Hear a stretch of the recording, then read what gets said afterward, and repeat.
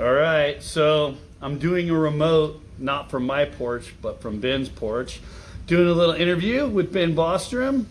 So Ben, you're announcing MotoGP now, I heard. I did. I took up a job that I'm not used to. It feels weird to be on the other side of the microphone. And that was kind of the seller. They're like, Ben, you should do something that scares you. You're not used to speaking on that side, and maybe you want to do something later in life, and this will help you out. And I thought, man, that is brilliant. So it is pretty cool. It's got me really back into motorcycle racing. Find myself out there on my Ducati Scrambler, actually sliding around in the streets, which is probably not the safest thing. But I'm like motivated. It's really funny how you watch it and you get right back into it, and you wish you can ride those $1 million bikes again. I'll tell you that. That's awesome. I think it's great that you're finding a new role within the sport and you're able to continue and evolve, within that sport. Yeah, I've been a professional dad for 8 years, and that one's the best job ever, so I'll continue that. Haven't been riding my bicycle very much, and the other things are just more rewarding. Does that make sense? And trying to get back and understand a little bit on the announcing role. It's different. You're used to fielding a question, not trying to imply like what's going on. And watching the professionals work, you realize, man, it's a real talent to speak. And that I think will help you somewhere throughout life. But at the same time, the thing that's given me the best life in the world is motorcycles. They've given me everything I have in this life. When you came out of the womb, you were like, I'm going to be a motorcycle racer, right? Which is kind of funny. And all your other friends were like, I don't know what I'm going to do with my life. But you're like, I know what I want to do, which is pretty cool because a lot of people, they go to college, they'll pick something that I want to do that, and they have to pick something else. Like, you actually had something you knew you wanted to do. And I just saw this from Dana White. He said, I always knew what I wanted. Even though it's, you have to be a little delusional to think that you're going to beat out 1 million other sperm and have this job. You just have to be delusional and go for it. You only have a small window to do it, Derek. Like, if you get late in life and you think, I'm going to try this, it's too late. You got to try it when you're young because you can always fail, and there's 1 million other things out there. America's land of opportunity. This is the best country in the world. Yeah, and I think you were really lucky because your dad and your uncle, kind of paved the way and really believed in you guys, and supported you when you were coming up at an early age. And then, your brother, too, did really well, so. Yeah, now saying that, I got to tell you, watching the way it works, you need to be pushed when you're young. We were kids, we weren't pushed. They're like, you don't really have to do that. And I was like, oh, great, I'm going to go be Tony Hawk. So I was 4 years training to be Tony Hawk on a skateboard. There was no motorcycles. Fortunately, my brother Eric was smart enough to get back on the bike. Man, this is pretty fun. You should try this out, Torsten wasn't really riding, and then I went to one race that was really fun, and then we just, the struggle was real for a decade to try to make it as a professional, but that created an incredible life that sent you around the world. It's like you're being paid to see the world, and you learned all the culture and this and that, and what we have great here and not so great, and I don't know, it's hard to explain, but you had a goal, even though it seemed like it was always going to pay off. That goal in life, for anybody young, if I can give a piece of advice, create a goal for something you want, try like hell to get it. If you fail, try again. Keep trying until ultimately fail. And in the end, you'll be able to sleep at night because you gave it your best shot. You tried like hell to have that job. And whether it worked out or not, it was worth it. That set you up for something better on the second part of your life. A little inspiration and wisdom, Ben Bostrom style. A lot of people don't know it, but me and Ben, we raced together as a duo at Moab National Championships, and we should have won if it wasn't for me. We would have won the national championship, but we had fun, so we did a duo at. Hey, those guys they're pretty tough. And yeah, they're real thankful. We took a couple hours to take a nap in the middle of the night too, because couple flat tires. They were tired too. Yeah, we did beat Romulo and Eli too. I remember Eli went into a bush at the end. And hey, you know what's beat us? That sketchy ass motorhome drive there. Like, I didn't know if we were gonna make it home. Like, that thing. it was horribly windy. Do you remember how windy it was? It was bad. And that thing, like, I don't know, some cheap thing, it was flexing all over the place. I It was crashed on awful. every downhill. And the hot water heater didn't work. And the governor would kick in. We were trying to, pass diesels in the pass, trying to go to Moab. It was eventful. And we had Nick, and they took care of us, and the dogs. They were freaked out. The dog was like farting the whole time. I think we knocked a couple years off their life. Well, thanks so much for the interview, Ben. No, it's so good, dude. It's so good to see you again. Look, I got into bikes because of Cannondale, right? Yep. And this good friend of mine, Shane, built me my first bike. And then the next year I switched to Specialized. And I didn't know anything about bikes. I still don't, actually. But you from then on were building my bikes, right? Yeah. Look, we're still hanging out. Absolutely. This is fantastic. A decade later. Well, I heard a rumor that your middle name and my first name, like there was something there. I don't know. It was kind of funny. When you came to the bike shop and you kind of fell in love with the bike shop, and then we became friends, and we're still friends. So, yeah, and my dad also had a motorcycle background, so it was kind of funny when, Ben came in the bike shop and we started hanging out and talking, and then started racing together. And found out Derek we get along. Yep. It's going to be good. It's awesome. It's been good life. Yeah. Well, congratulations on your NBC Sports gig and MotoGP, announcing, and it's really great to see you, and your kids and everything are doing so well. That's really awesome. Thanks. We could go into a whole nother thing about the world and about this COVID crisis, and you can see we're not wearing masks, but it's all right. You can see right here, Riley. She's really worried about everything. Took her around the little wade pool and did a lap. Now, there's this climb that Ben told me about years ago. And I was like, a friend, one of my athletes, Chad Hall, who's been super, super good for him right now. Ryan Hall's younger brother, which was a very fast American marathon runner that was an Olympian, that now races mountain bikes for me and won a big race this weekend. He has been wanting to do an Everest attempt, and we were looking at different places where we could do an Everest attempt. He had tried a couple of places and a couple different things and kind of failed. At 5 hours he was on world record pace, but then he kind of blew up and it wasn't really the right climb. So Ben had this climb, this super secret climb. So I got to go check out this climb and do a little scouting, but it's like 39% or something crazy. It's unfriendly. I mean, you'll gain the elevation fast. Let me just put it that way. Your lower back might lock up, but you'll definitely make the 29,000 feet. It's also it's a dirt climb, but it's paved because it's so steep. A car wouldn't be able to get up if it wasn't paved. That's kind of the joke when you built me my first bike for La Ruta, right? Yep. I go over there to help Manny, and I said, "Man, this hill's pretty steep." And he goes, "When you see pavement, then get scared." That means, the joke is they dumped it from the top, let it slide down the hill. But it also means we couldn't climb it without the asphalt. And I thought, oh, that's not good. Because a few of the climbs had asphalt. And you realize, boom, the thing's right into That's over 30% usually, yeah. Way over 30%. I did a climb in Spain like that in the Costa Blanco race last year, and the organizer actually said the steepest part of the paved climb up to this tower was 39%. Yeah, and I was worried that if my chain was going to break, because I was pushing so hard on the pedals that every pedal stroke, I thought, man, if my chain breaks, I'm going to actually fall backwards and slide down this hill on this asphalt, because, it's going to pop, and then I'm going to be impaled on my bike and then roll back down the hill. I got to tell you, I was riding, and the guy next to me, I assumed he was riding as well at La Ruta. Until I looked and he was walking. And I realized, wow, he's walking, I'm riding, we're going the same speed. And at the top of the hill, he just jumped back on his bike and then re-accelerated. My back's already chewed up, like I'm done. Yeah. You can kind of see there's not much payoff in some of these staying on the horse. So this is my first remote from the porch interview with legendary motorcycle racer and good friend of mine, Ben Bostrom.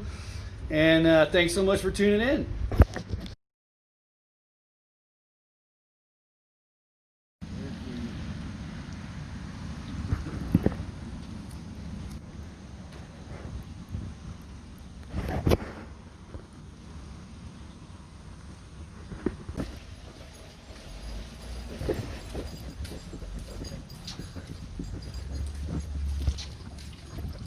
You want to tell me the story about this bike?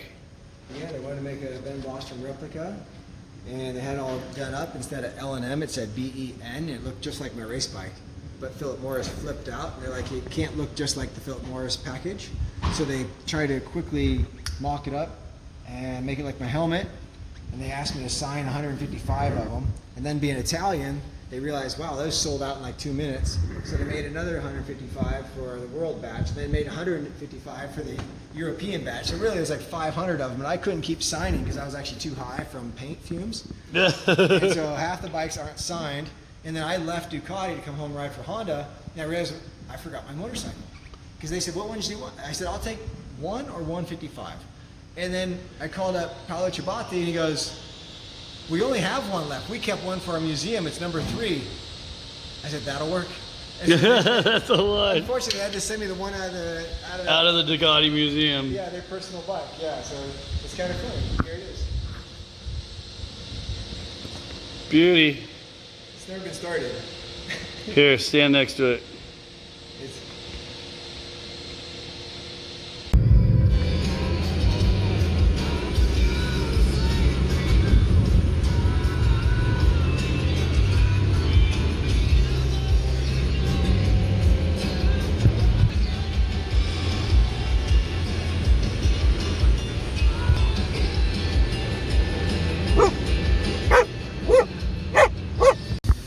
So I'm here with Ben Bostrom, and I was just asking him how he found this spectacular climb that's just ridiculously steep, like as steep as any climb probably in the world, right? oh yeah. So how'd you find it? It's probably America's toughest. I'd flown over it several times in an airplane, and I would see this tiny little road, and I thought, you know, unless that's illegal, someone's got to climb that. And it came out of the coolest town of Good Springs. You go exit Gene off the 15, Good Springs, and then you got to make your way up this road to this climb. And this thing immediately pitched up to, I don't know, 35%. It's legit, and it climbs up to 10,000 feet to these towers, and it just turns back around. And I thought, I'm going to climb that. And so I went over there, and I think my back locked up. I fried the brakes. I had to stop like 10 times on the descent because it was just too steep for the bike to actually descend. I had Derek's lightweight brakes on there. Which was, the rotors, yeah. You can't do that from the top. And so it's become kind of this... Do you mountain bike it, or you road bike? I mountain biked it. You mountain bike? Yeah, okay. but it became kind of this like local legend, this climb. Like it's... What do you call it? I called it, I just said the whole enchilada, because it goes all the way to the top. 10,000 feet, that's somebody far. else had found it How many before miles me. is it one way? It's a couple miles. Couple miles? I know. It's a lot of gain real fast. But it would be pretty epic on the whole Everest thing, because you just go up and down the bottom part so you don't smoke your brakes. And where it's paved too, which would be perfect. Where it's paved, yeah. And you have cold sour sarsaparilla at the famous bar of Good Springs. You have a burger, yeah. Yeah, that sounds It's awesome. cool, yeah. So check out the climb. I'll put it up in a little bit. I'm gonna do some reconnaissance to see what it actually looks like. So stay tuned. This thing looks pretty insane. And I think the real steep stuff is up above.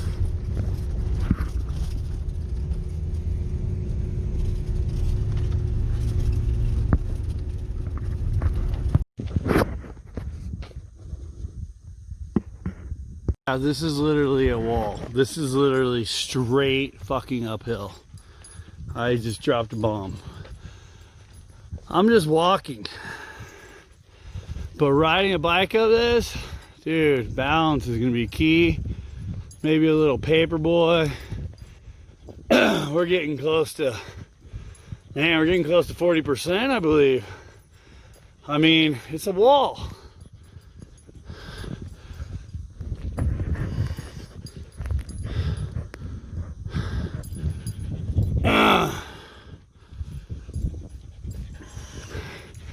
It's only about 109. Really dying. I gotta get to this corner up here though so I can see what's around the bend. But this is legit. Dude, it's a wall. It's like a straight 1,000 feet. And the pavement's not bad. This part doesn't even have any gravel on it. Really grippy. Like you could be out of the saddle on a mountain bike pretty easy.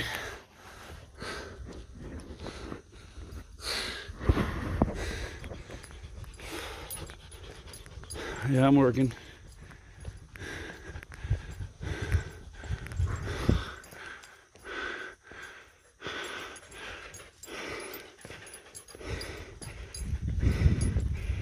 It kind of reminds me of hiking up Geronimo.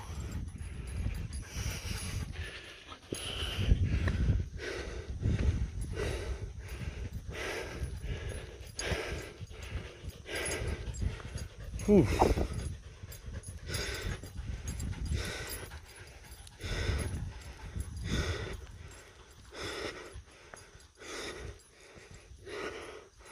Looks like it keeps going.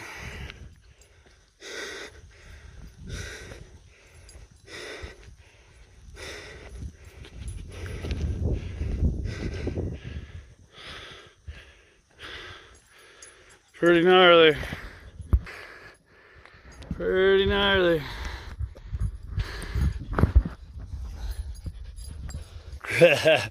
My girly figure.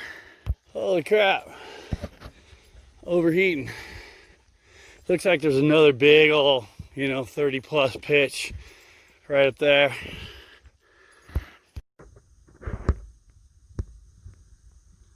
You could swing down and use this as a staging to turn around if you had to, and then straight back up this. It's incredibly steep. Like incredibly steep. And this is like to the first turn. Yeah, this is like, this is balling.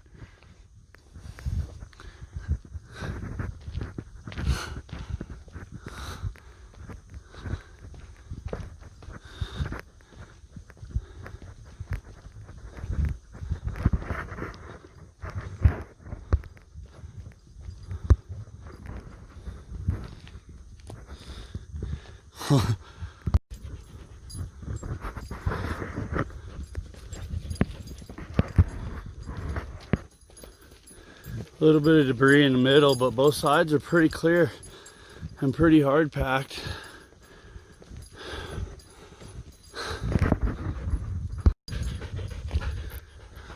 More steep, goes all the way up there,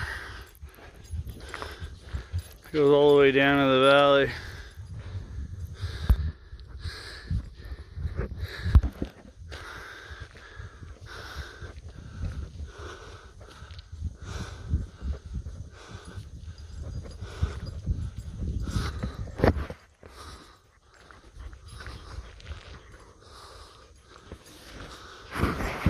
Or heavy pavement.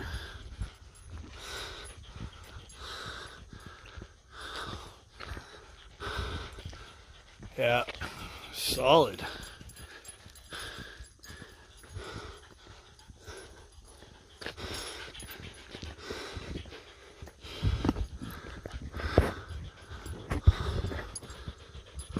I'm only like 2 miles, 2.5 miles, pretty much straight up. There's a switch bag in this one, and then it just gets steep again.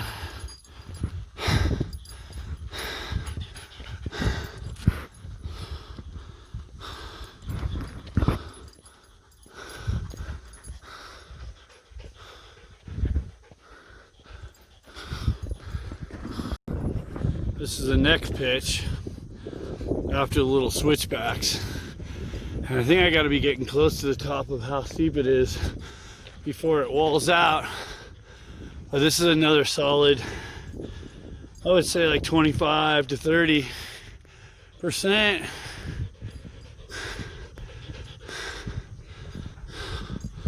Moving my whole 3 miles an hour.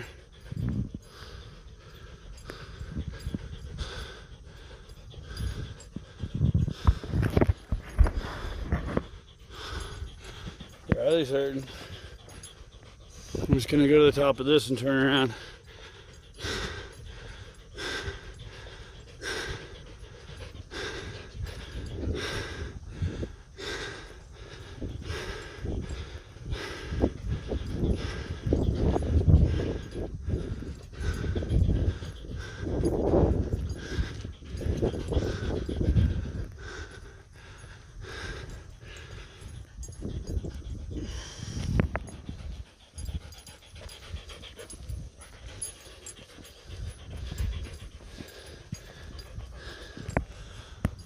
Full speed ahead.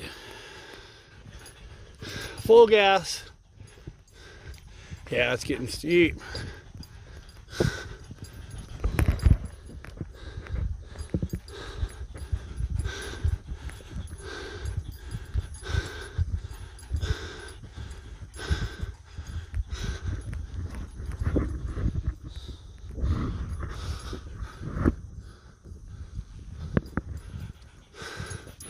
Riley's like, dude, what are you doing?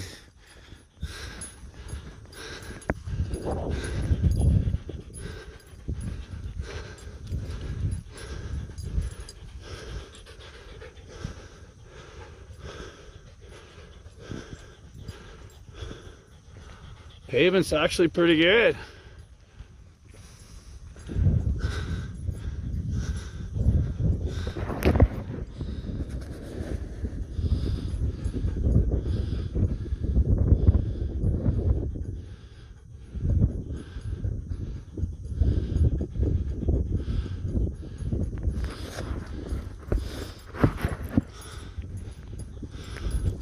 Breeze, tailwind.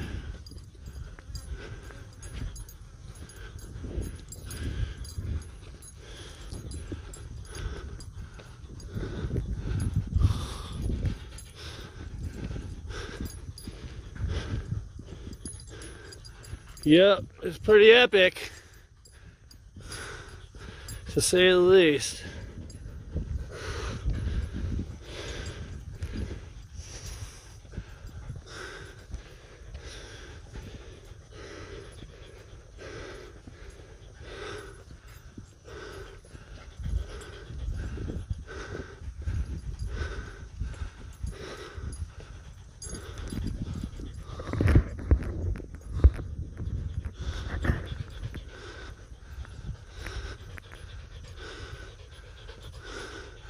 Oh, it keeps going. It just keeps going.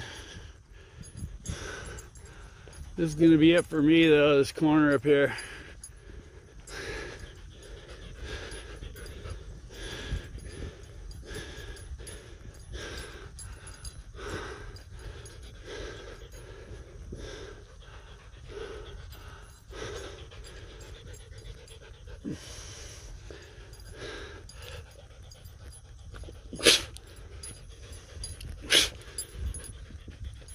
Oh yeah, looks like I might even get steeper.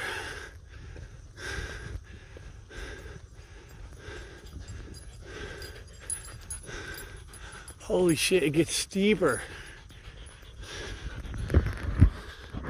Looks like it gets steeper up there.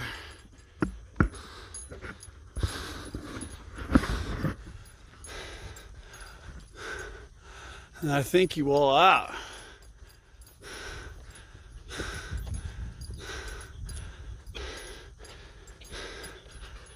Whew.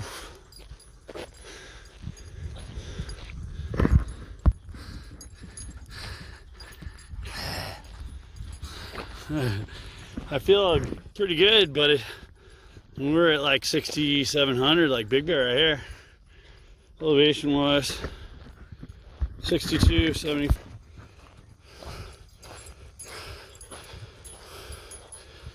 Riley's like, whoa, I'm not going much further.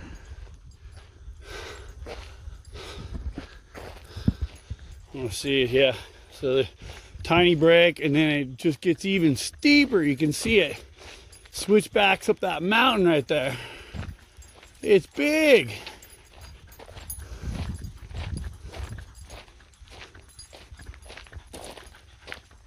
Oh yeah, it's gnarly steep from here up too. I mean, there's no way it could be anything less than gnarly steep.